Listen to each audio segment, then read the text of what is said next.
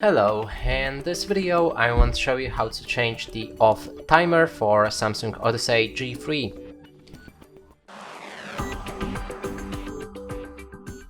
And to do this, we'll need to click on the joystick button on the bottom of your screen. Now open menu. Here scroll down for the system. There's off timer plus, and if you enter it, there's two different settings, echo timer and off timer.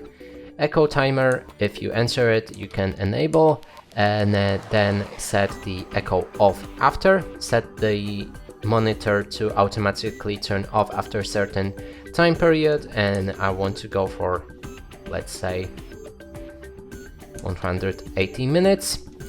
And the off timer, you can turn it on and off as well, and turn off after set the monitor to automatically turn off after a certain time period as well.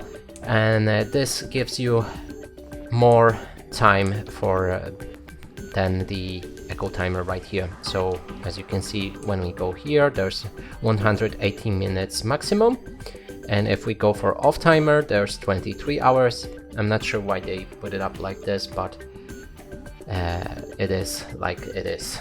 And that's it for this video. Hope you like it. Please consider subscribing to our channel, leave a like and a comment below.